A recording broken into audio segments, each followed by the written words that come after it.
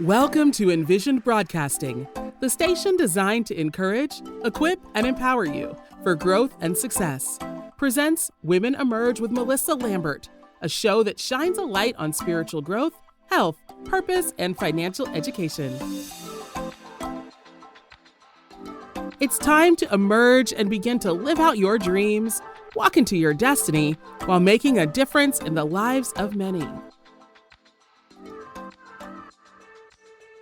Welcome to Women Emerge with Melissa Lambert. I am your host, and it's always an honor and a pleasure to come before you another Wednesday. Happy Wednesday, y'all. I am excited today because it's a special show. I have two amazing CEOs and founders of two great brands, and this topic is a bit sensitive, so I want you to really sit back and just listen for this information. And if you know of anyone that is going through this, or I've heard of anyone that's going through this, there's going to be some resources and some information that will be shared with you.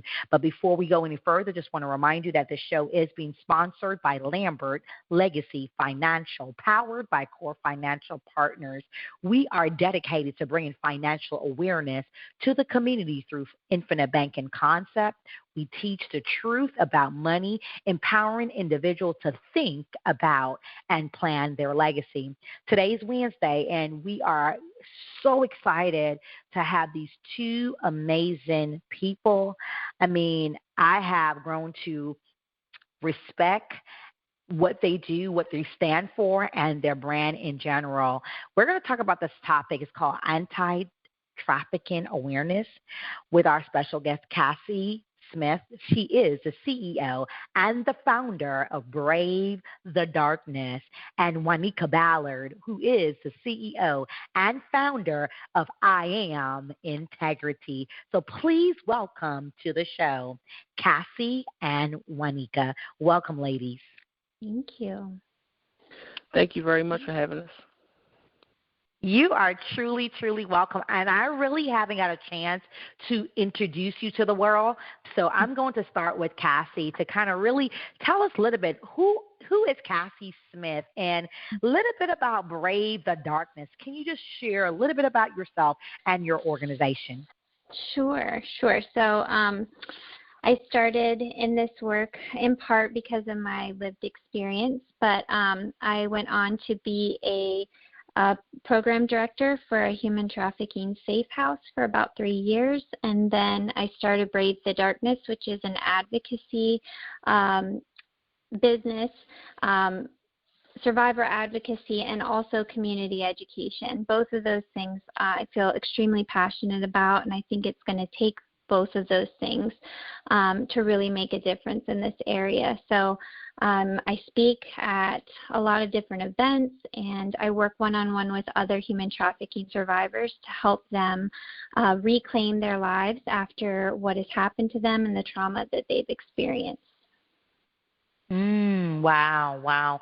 Well, we truly thank you for your service and what you provide for the community at large, especially from what you have gone through in the past years. And we know that you're going to share your truth today. So, Juanika, tell us a little bit about who is Juanika Ballard, and tell us about your organization, INTERGRITY.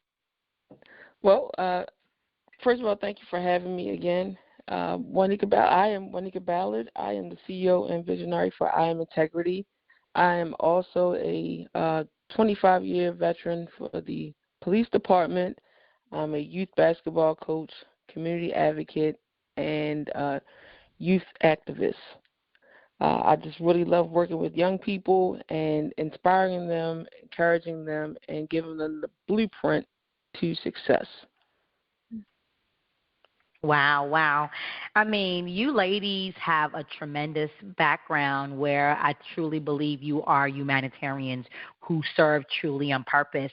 And something is happening in June, and that's the reason why we're actually coming together, having you on, as well as, again, on Thursday, we will have another set of ladies on talking about anti-trafficking, because you guys are putting together an anti-trafficking safety summit, which is going to be in June. And I know for a fact that it is necessary, it's needed for the community to bring forth this awareness so we can know that something like this, can be stopped, and we have the information here with us, and people like yourself, Cassie, Juanika, who has experienced, now some have experienced it, but Juanika, as a police officer, has witnessed it. So I'm going to go dive right now into this conversation, because Juanika, you have partnered up with these amazing organizations, and so I'm going to ask you this question, Juanika. Why did you really decide to do such an event as the Anti-Trafficking Safety Summit, which is coming up in June?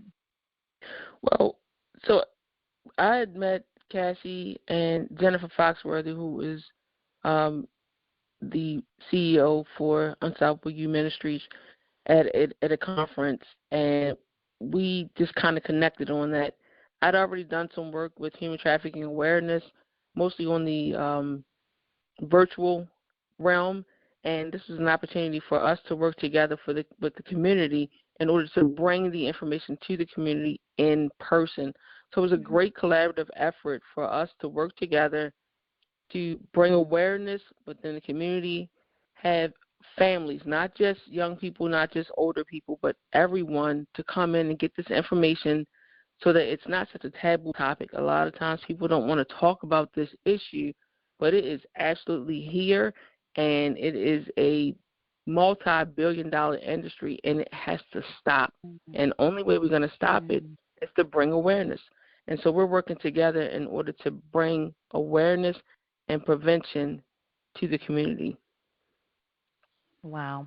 And I remember the first two events that was hosted by INTERGRITY via Zoom, and it was truly such an impactful event that was hosted by your organization. And I'm so glad that you're now connecting with other organizations to bring this information openly in the public so all can hear, all can see. So what really, Juanika, you have a background in law enforcement. So let me ask, because many people may wonder, what experience do you have when it comes to human trafficking awareness? Well, I've been professionally trained to recognize the signs of human trafficking, as well as how to assist victims of human trafficking, survivors of human trafficking, make the appropriate arrests that are associated with it to hold the perpetrators accountable. I've also worked with vice and narcotics within my agency and done some takedowns within these types of situations. So this has been a passion of mine. It's part of why I entered law enforcement. I wanted to save kids who could not, fend for themselves and couldn't save themselves, kids who were victims of familial sex trafficking and things of that nature. And so to be able to now, as we move further within my career, and now be able to take it through for I Am Integrity to bring awareness to this, it is a passion project to continue to bring awareness about this issue. Like I said, I have training that's professional training, and I've done the work within it. So it just goes together. Wow. I'm glad that you can really speak on this topic, because I truly believe that when you go to the restrooms, when I drive to different cities or different states, even in the public stops, you find in the bathroom something on sex trafficking listed there. And this is something is not talked about. And you said the word familial. And, I want to ask Cassie this question, because many people don't even know what that is. When y'all was saying it, I said, what? What is that? Right? So I'm going to ask you, Cassie, can you define what familial sex trafficking is? Because many of us may have heard of it, but don't have the clear understanding of what it is. Sure. I'm going to set it up just because it's going to help explain some of the things that we're going to talk about here in a minute. But the legal definition of familial sex trafficking is familial sex trafficking in the U.S. refers to the exploitation of victims by their own family members or guardians for commercial purposes. So this can involve selling victims for sexual access or producing and distributing pornography in exchange for money, drugs, or other things of value. And unlike general child sexual abuse, familial trafficking includes a transactional element where the trafficker profits from the abuse beyond just the abuse itself. Wow. That right there, even in just hearing the definition, is a mouthful. And Right? this is something, again, we don't hear. We hear more of the sex trafficking, but it's never really like broken down where we can know that their family members are doing this to family members, right? So what are some of the common, because there has to be some myths behind, familial sex trafficking. What are those, if there are any, and if they are, what are those myths that people kind of hear right now about familial sex trafficking? Yeah, that's a great question. There are tons of them, but one of the reasons I wanted to talk about that is why I ended up being a speaker for this event in the first place. At first, I was not going to, and then I kept looking at this particular myth, and it was bothering me so much that I decided that I needed to speak on it. So one of the first myths that most people think is that family members would never be complicit in sex trafficking their children.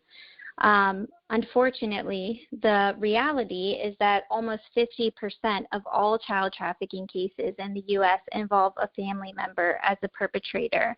And I think one of the hardest pills for anyone to swallow, and I don't blame them for this because it's so uncomfortable, is that the biological mothers were the perpetrators in almost 65% of all cases. So I think that is just, we suffer with some cognitive dissonance there of how could a mother or a father sell their own child. And I don't blame people for that cognitive dissonance because I always say if you do understand how that's possible, that's a problem. Most of us cannot really wrap our minds around that, but that doesn't make it any less true. And so I always say I'm not always the first one that you want to invite to dinner because the conversation might be a little heavy, but these are really important things for people to understand and to look for. Another one would be that trafficking always involves physical force and violence, and this actually goes across the board, not just for familial trafficking, but often violence and physical force are not needed. Trafficking often relies on psychological manipulation, coercion, deceit, and shame rather than overt physical force. So it's kind of like having chains on your mind that are significantly more powerful than any kind of physical restraint that you might have. So it just kind of shifts the perspective of looking for people in cages or, being tied up. And those things do happen, but they're actually not as common as some of these psychological factors. Another one would be that trafficking only happens in poor or marginalized communities, and I can say that's also not true.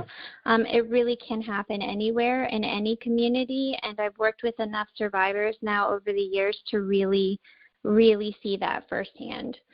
And then I think the last one I'd like to highlight is that trafficking requires crossing borders.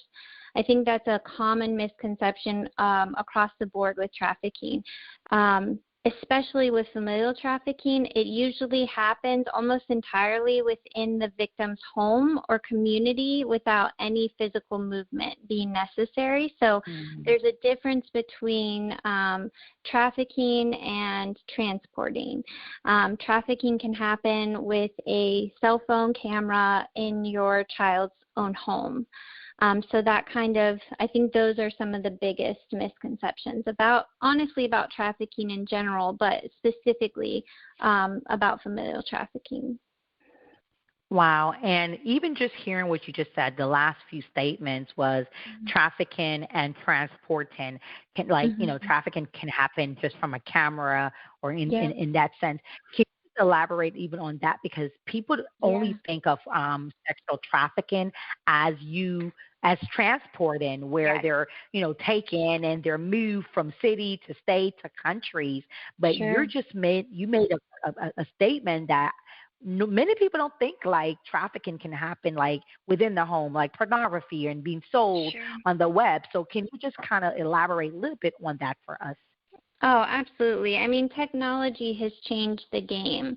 So, when I was a kid and I was growing up, there was some technology, but there wasn't the internet and the ability to really exploit someone from their own bedroom, their own home. And so because we have video chat and because we have all of these ways of connecting, it really doesn't have to take any kind of physical movement. It's just someone exploiting a child, filming it or recording it, and then selling it for money. And nobody even has to leave the home for that to happen. And that's still considered sex trafficking when you're talking about a minor. Wow. Whew, this is deep, y'all. Again, you are tuned into Woman Emerge with Melissa Lambert. It's always an honor and a privilege to bring forth people like Juanika, bring forth people like Cassie to the stage to hear this, for you guys to hear this information globally. And I'm glad that this podcast and this radio show is featured in 172 countries, because this is a worldwide event. I mean, this is something that's happening everywhere in the United States and around the world. So it's not just in one location, it's everywhere. So thank you, ladies, truly, for just coming here and to sharing your thoughts, but also your experience on this. So thank you so much. I mean, Juanika, you as a police officer, hearing what Cassie just even shared, I wanted to ask you this question, because it has to be a reason why. So why is this issue so important to you as a police officer? You've been on the force for over two and a half decades, and you've seen so many things. But this topic per se, why is this issue so important to you? Well, again, this is part of why I became a police officer. I wanted to help kids. I wanted to rescue kids that didn't have a voice and to help give them a voice. And being on the job for the amount of time that I have, I've seen situations where, you knew something was wrong, you knew something was going on, but maybe the child wasn't comfortable with saying something, or you just don't know what's happening at home or around individuals that keep them silent. And I wanted to be able to be a safe place to help them, to hold the people who were responsible accountable. And so this issue is so important to me because I think that it is important for people to protect our children, to protect them at all costs. There's a lot of times where people have been victims of sex crimes, child abuse, etc., and they never say anything. They hold it and they carry it. And, you have teachers that are saying, oh, the student's not doing this, the student's not doing that, or they're not coming to school, not really realizing what they're carrying. And you have some of them who actually do show up for school, and they were just victimized and abused the night before. And so not really understanding that our kids, some of them are carrying things that we couldn't even imagine, we couldn't even wrap our heads around. And just realizing that as adults come forth and tell about what happened when they were a child. And my goal has always been to try to intervene before they get to adulthood, before they have to deal with the scars of all the wounds that they've had to endure in silence. Is to be a safe place to help them, to advocate for them, to protect them, and to let them know that somebody cares about you. Like, you don't have to go through this. You don't deserve this. There are people who want they show up. They wake up every day for kids like those kids who have experienced those types of situations. And so it is so important for me to be a voice so that other people become more aware, so that we're making teachers and educators aware that, no, this child isn't just responding like this for no reason. Maybe it's something else. So to dig deeper, to ask maybe another question, to take more time out and be a little bit more patient and develop a safe place so that the child can come forth and feel comfortable and know that somebody's going to protect me. But this is why I've been doing this, and this is why I'm going to continue to do it. There's nothing that's going to stop me from trying to be a voice and an advocate for our young people. I love it. I'm so thankful that you exist. I mean, I know there are so many other people that's out here doing the same concept of, reaching our young people, but it's so great to hear from you.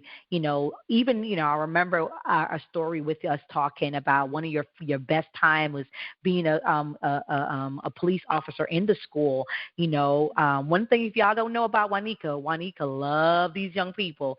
She is a big kid at heart, right? So to hear her share her, her passion behind making sure this information is being shared, making sure, and you said something that is so crucial, make sure we don't judge, but also ask the right questions. You don't know why they're acting out this way. You don't know what is happening behind their closed door. That's why I want to ask, go right into the next question for you, Cassie, because again, we need to know what to say, how to approach, and not prejudge, not judge a book by this color, right? So, Cassie, let me just continue this conversation by asking you this question. What are the unique challenges in identifying, because Juanika just talked about just making sure that we ask the right question. So how do we identify and even address familial trafficking compared to other forms of human trafficking? Yeah, it's a great question. It's tricky. I'm not going to, sugarcoat it. It's a difficult thing to uncover, and there's a lot of good reasons for that. Familial trafficking is challenging to identify because it occurs within a trusted family system. So more often than not, children have no idea that what is happening to them even is abuse. So to even go and tell someone that they're being harmed, they may not even see it that way. It may be so normalized. And a lot of times, I know this is the case for my family, is that it's multi-generational. So the abuse gets passed down from one generation to another, which makes it even more normalized within that family system. And because you have isolation of that family, very often you use the term like what happens behind closed doors. Well, that really is essentially what familial trafficking is. It's happening behind very normal, white picket fence houses, just on the other side of that door. So it hides in plain sight often too, because if the kids don't realize they're being abused, they're not going to be looking for ways to share that with people. It's not even going to cross their mind. And one of the statistics I talk about really often is that it's estimated that between 55 and 70% of those experiencing sexual abuse as a child do not disclose that until they're between the ages of 40 and 55. And some of that is just because it takes that long for you to even realize what actually happened to you and that it's not normal. Once you've grown and you're no longer a child and you're out in the world and you're experiencing other people's families, that's when often you'll start to question, like, hang on, I thought everybody was like this, or I thought this was normal. And when you meet someone and you meet their family and you see that this dynamic is not part of that, you start to really question some things. And then, like for me, when you have children and they get to the ages that you were at when this abuse was happening, that's a whole nother layer of understanding of how inappropriate some of these things were. But it's really, really hard to see that in familial trafficking. And so I love what Juanika said, because you may not be able to spot familial trafficking, but you will be able to tell that something is not right. And so if you use that intuition, that gut check that says, I don't know exactly what I'm looking at here, but something just doesn't seem right. For me, I missed a whole lot of school. I had a lot of unexplained health issues that, just chronic health issues, things like that. So even if someone had just paid attention to the signs I was showing, they may have gotten me to a safe enough place that I could say, this is happening to me, or this is happening in my home, and I don't know what to do about it. But yeah, that's one of those really unfortunate challenges, is that if you don't even know you're being abused, how do you reach out for help? Wow. And I'm going to kind of touch on something right now, which is going to be a bit personable for you. But I just want to remind everybody we're tuned in to Women Emerge with Melissa Lambert. We do have two special guests, Cassie Smith and Juanika Ballard. Cassie Smith is the CEO and the founder of Brave the Darkness, and Juanika Ballard is the CEO and founder of INTERGRITY.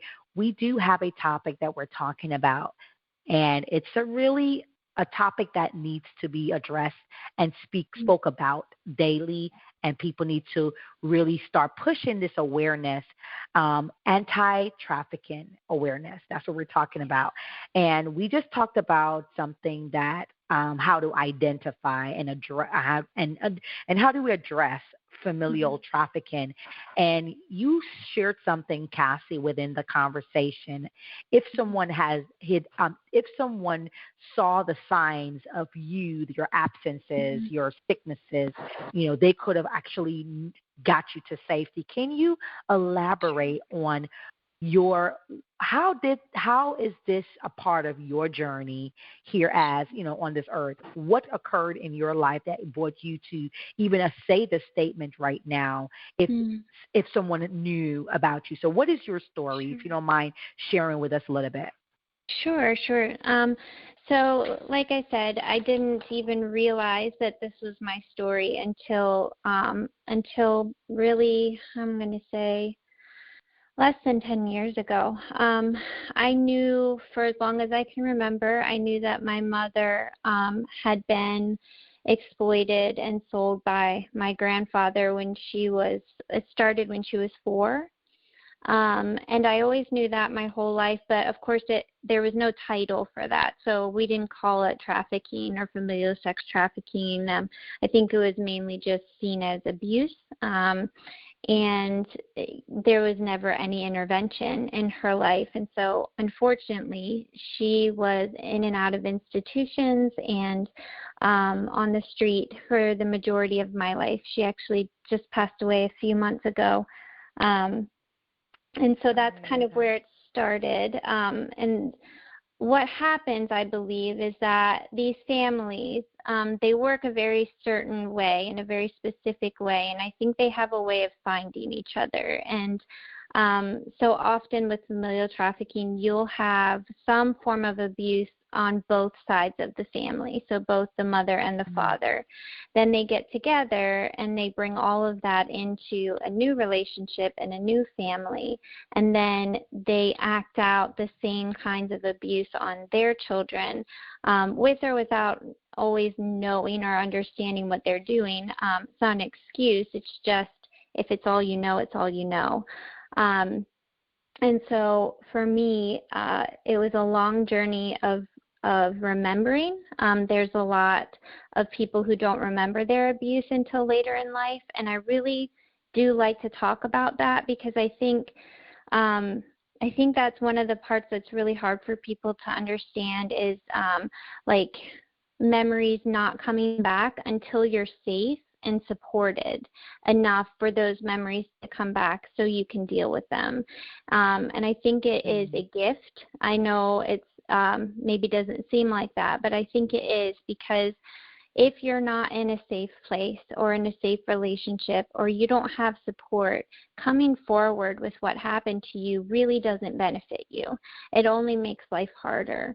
And so we put it and we pack it away, and you put it in the back of our minds, and we leave it there until or unless there's a time in our life where we actually feel safe enough and we have the support system that we need, that we can start to unpack those things. So I just want to encourage anyone who thinks maybe something happened to them, but they're not totally sure, or maybe some of their memories are a little vague.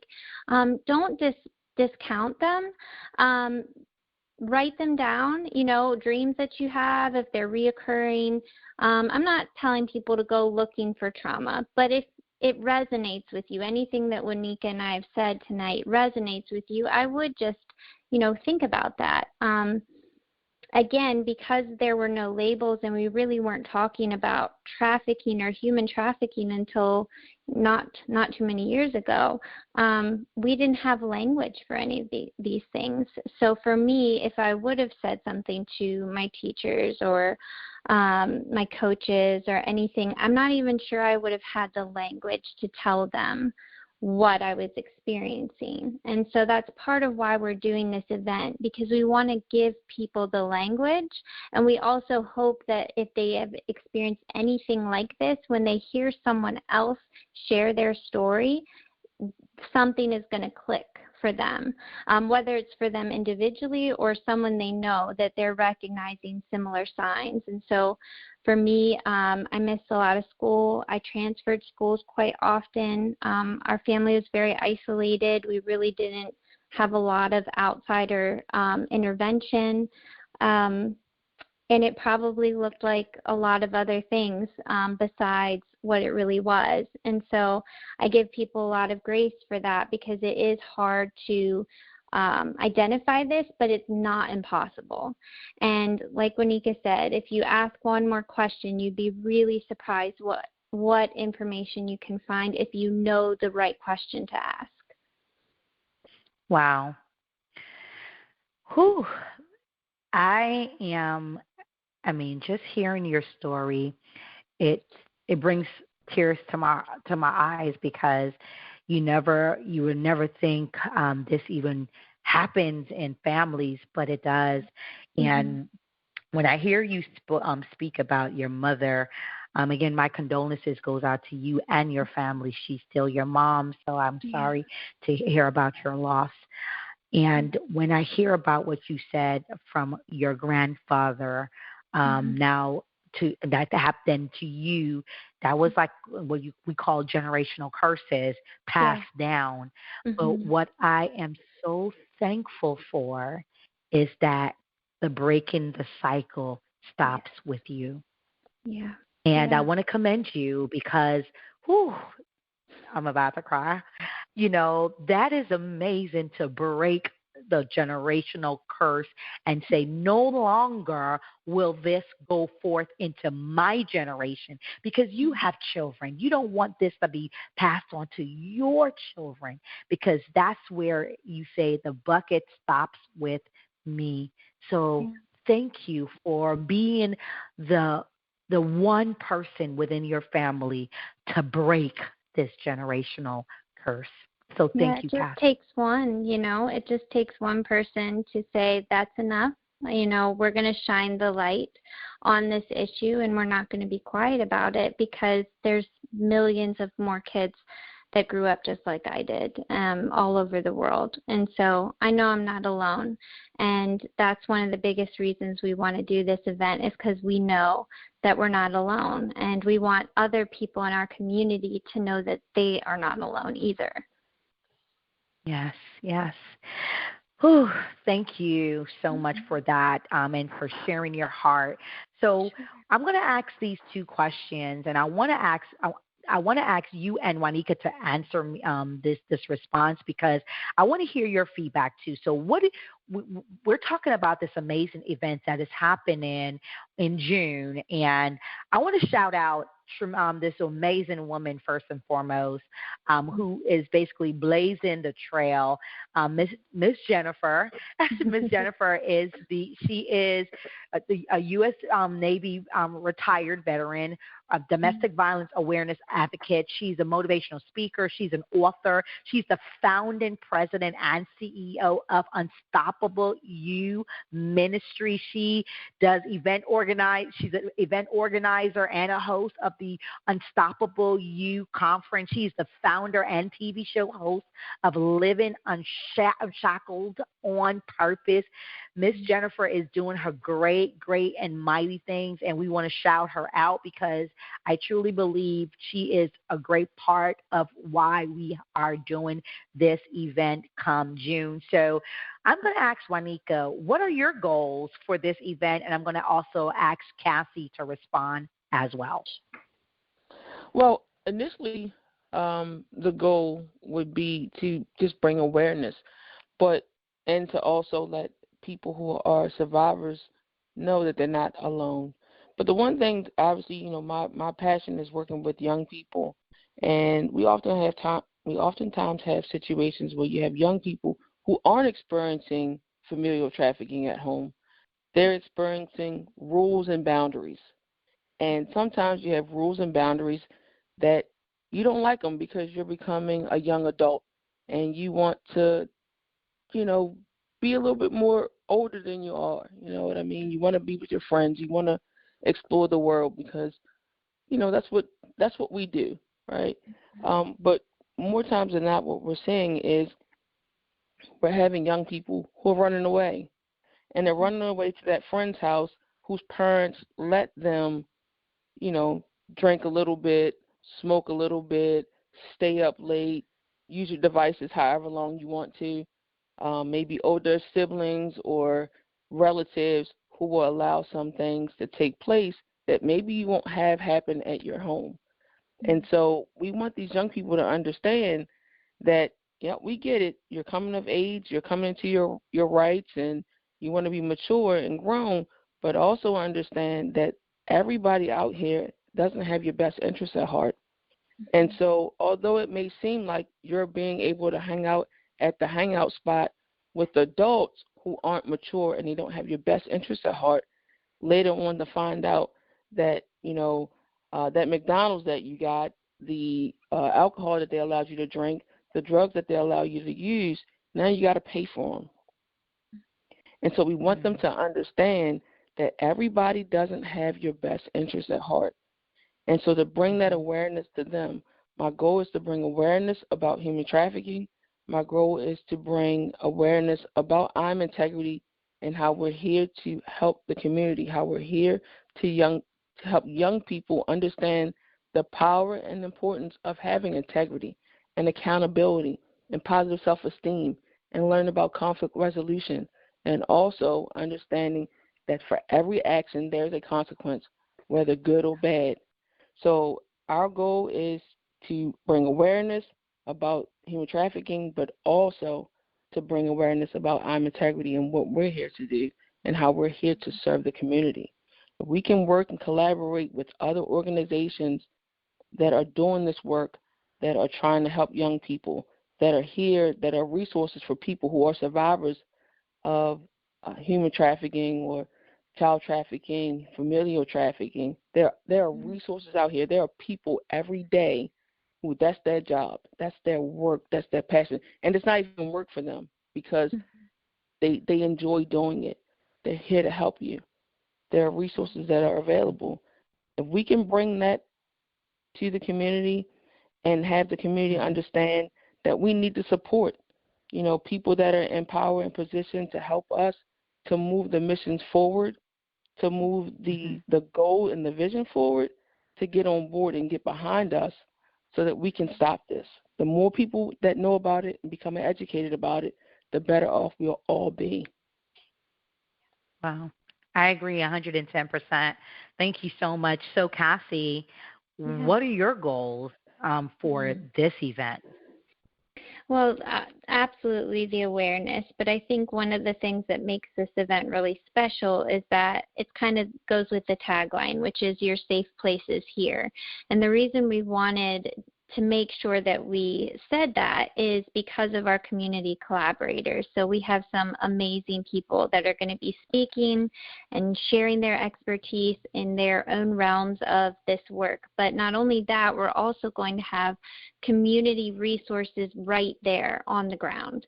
So if you have experienced this, if you know someone who has, or if you just need a community resource, even if it's not particularly trafficking, we have the opioid response team that's coming. We have the state police. We have 2 different trauma therapy community collaborators. So it's not just about the awareness. That's definitely a huge part of it, but we also want to start creating a network and a community that catches these people. And because really, honestly, rescuing and getting someone out of that situation is step number 1. There's about 20 steps after that to get them fully healed and restored. And so we want to make sure that we have those resources on the ground that day so that people who attend can connect with those people. And then the people who are collaborating us can connect with each other because we really, really believe in collaboration over competition. There's no one organization that can do this work, and there's no one survivor that can bring awareness to it. It really does take an entire community, and I love that I Am Integrity and Unstoppable You and the York County Safety Collab have come together in this beautiful way to offer this really amazing thing that I'm hoping and praying will become an annual event for us. Wow. Thank you. Thank you for sharing. And I'm hoping myself to hear that this is something that not only just become an annual event for you there in the Pennsylvania and Maryland area, but also to see this go international. First nationally and then fully internationally, because this is a topic that needs to be heard nationally, but also internationally as well. So as we continue on this conversation, I know we're wrapping up shortly, but just want to ask this question because I know that this type of situation, when it comes to familial trafficking, it does impact so many people psychologically and emotionally, their well-being for victims. So how does familial trafficking impact the psychological and emotional well-being of victims differently than others who are trafficking, in the transportation trafficking per se? Sure. No, it's a great question. I think one of the main differences is that we say PTSD is something bad happened to me. It was really, really bad and significant, and now I'm struggling, to heal from that. But typically with familial trafficking, one of the ways we frame it is it's like being marinated in trauma. It's not just one really bad car accident or maybe being overseas and one of your friends being killed in the military. Those are really, really traumatic things. But if you have a strong childhood or a support system or even just a few, safe people in your life, you can overcome that a lot more easily. But when you are born into this, it develops with you. And so it changes everything about how your brain develops, how you see the world, and how you see yourself. And so the ramifications for familiar trafficking are some of the worst. There's a lot of complex PTSD, dissociation we kind of touched on earlier, that repressed memories that come back later. There's so many, though, eating disorders and substance abuse and broken marriages and broken families.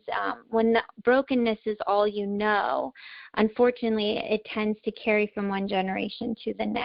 And so what my hope and my prayer is that by talking about it openly, we start that open conversation, and we also start to get resources together, like I was saying, for people who have experienced this, because it is a lifelong journey of healing. You definitely, I'm at the place now where I can speak about it, and it doesn't take a huge toll on me, but I will be healing in some way, shape, or form for the rest of my life, and hopefully healing my entire bloodline, So it's a lot of work, and it's easy to get discouraged when it goes slowly and you don't always make the progress that you would like to. But I often remind myself and other survivors that this took a lifetime of abuse to get to this point, and it's going to take time to heal. And so we just want to come around survivors in our community and give them the best possible chance they have at healing. And that takes a whole community to do that. Wow. I love how you said that. It takes a whole community to do that. Yeah. So I wholeheartedly agree with you on that as well. As we wrap up, I want to ask another question for you. Can you share any specific strategies or intervention that have proven effective in breaking, because we talked about this, the cycle of familial trafficking? How do we, what's strategies or interventions can you share with us that can help on that journey? Sure. Working in a safe house, that was definitely one of them. Having access to safe shelter and safe care with the proper amount of security and staffing to give these women and men, honestly, a chance to heal from this and to reclaim their lives. And in order to do that, we need trauma-informed care. And I know that's become more of a popular terminology. Most people probably heard of that at this point. But what that really kind of entails is that instead of asking someone what's wrong with you, we ask them what happened to you. And it's just changing and reframing that one question. It takes the shame away. It opens the door to say, tell me what happened to you, and then let me sit with you here, even if it's uncomfortable, for as long as it takes until you have either shared what you need to share or until this moment has passed. And so we talk about trauma-informed care, and a lot of the people at this event are very well-versed in trauma-informed care, which I'm really excited about. But then the collaborative efforts, like we were saying, and also the survivor-led practices. So that's one of the reasons I wanted to speak is I think survivors do need a voice in this place, in this space. They need a voice not only to shed light on these things, but also to show that there's hope. If I'm standing up there in front of a room full of strangers and telling them my most vulnerable things about my life and my family, it's very powerful to see that and to hear someone and watch them overcome that and watch them use what happened to them to help protect and to help other people heal. And that shows that the perpetrators didn't get the last word. And people need to see that. They need to see that you can heal from this. So the education and awareness, there's some legislative things that we will probably be talking about that we want to push forward. And then these community-based programs, which we have a huge slew of them that are going to be in attendance. So I think that I could not think of a better group of people to take this on. I really couldn't. Yes, I totally agree. And we are going into that. I love the fact that you guys are all coming together. So many, we have Infinite, we have Juanika with I Am Integrity. We have you, Cassie, with Brave the Darkness. We also have Jennifer with Unstoppable You. And if you can kind of give us the list of the other vendors and the other supporting organizations that are going to be supporting at this event, can you list some of them that is, just give them a quick shout out if possible as well?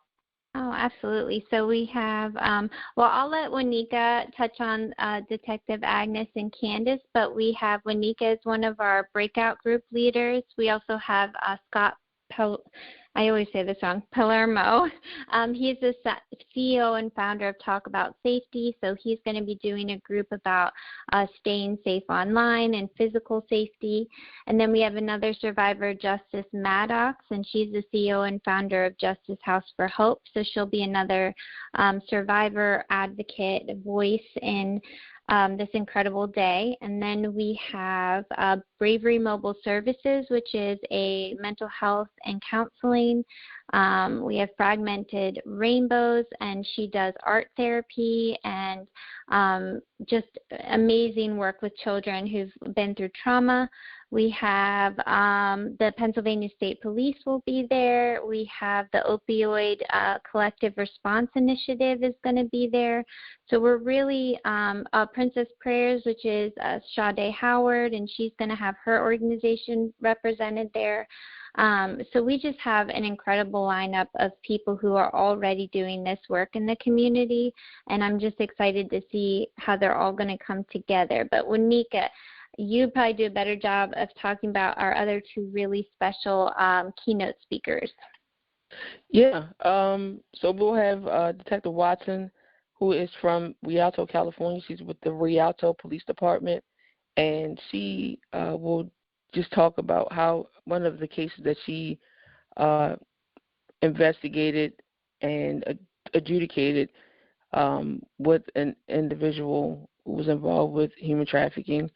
We'll also have Candace Brooke Parrott, who is the CEO and visionary for Freshwaters, which is an organization that helps the survivors after they've come through, like just helping them. They have to get, credit, they have to get housing, they have to go through counseling, employment, all those things.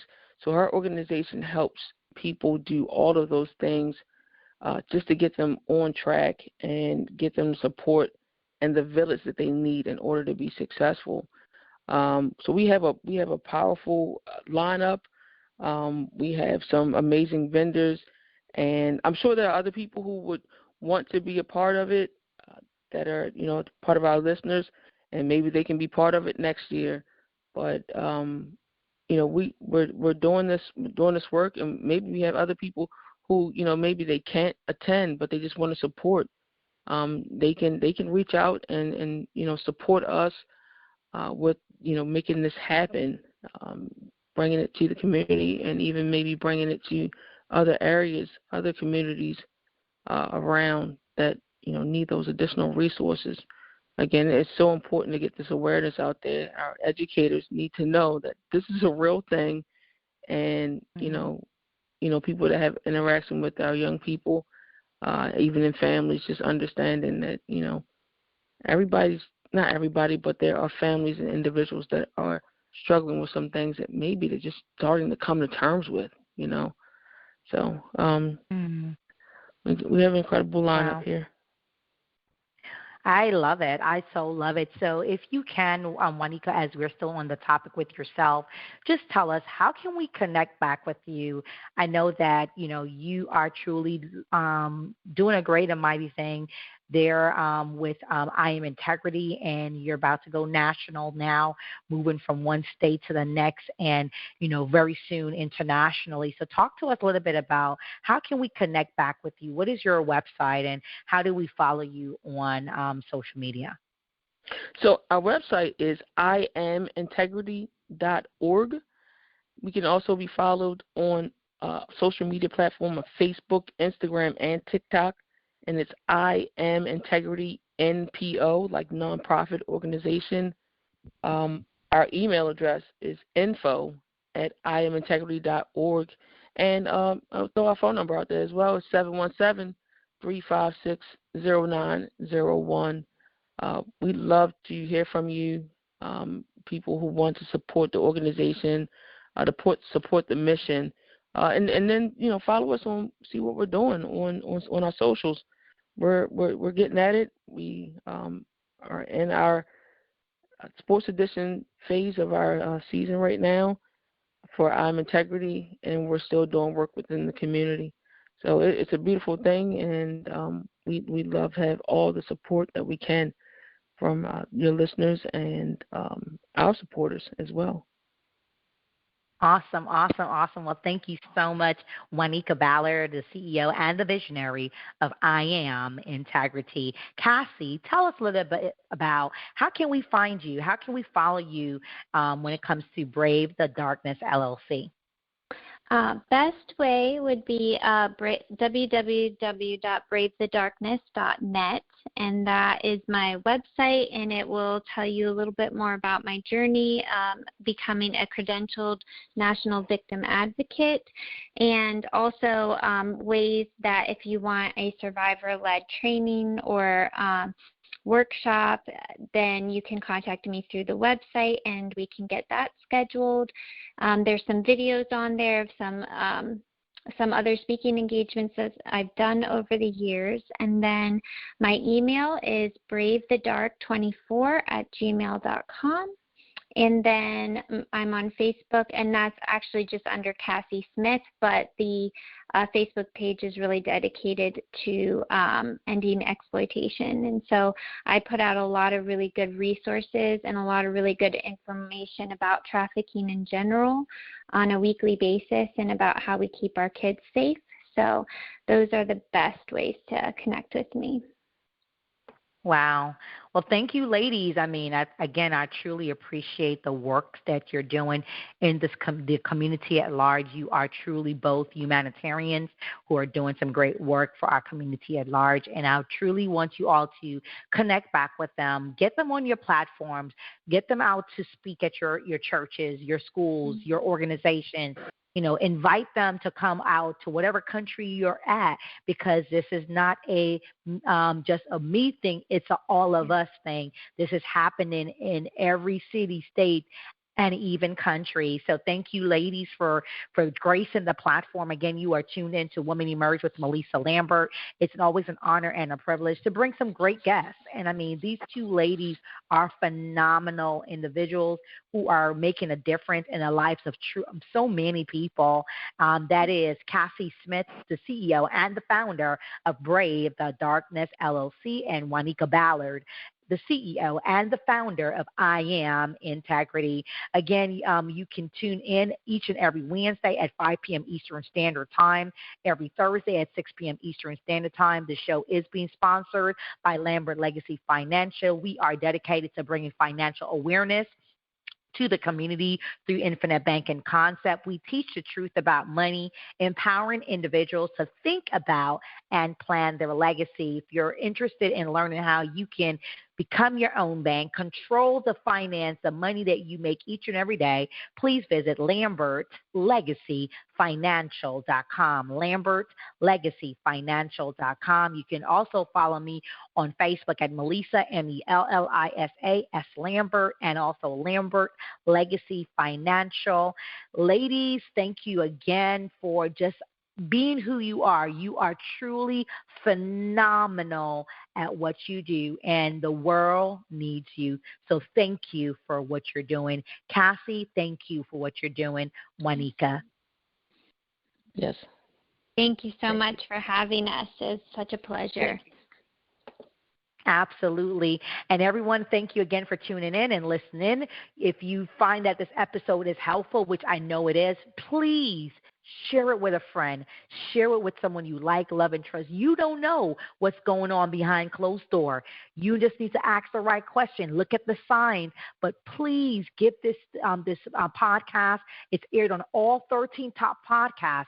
If you've missed the live radio, it's on every top 13 top podcasts. You can take it. You can send it to a friend, someone you like, love, and trust. Even your worst enemy needs to hear this information. So again, thank you again for tuning in. Until next time, take care, take charge, and continue to be great. Bye for now. Thank you for listening to Women Emerge with Melissa Lambert, where Melissa speaks with leaders, experts, and motivators who share their journeys and their stories through personal and professional growth, knowledgeable tips, and lessons learned that will empower you to grow. Follow Melissa and Women Emerge Network on Facebook, Instagram, and TikTok at MELLISASLAMBERT. and at Women Emerge Network. And visit www.womenemergenetwork.com. Remember, when you know better, you can do better, especially when God is for you.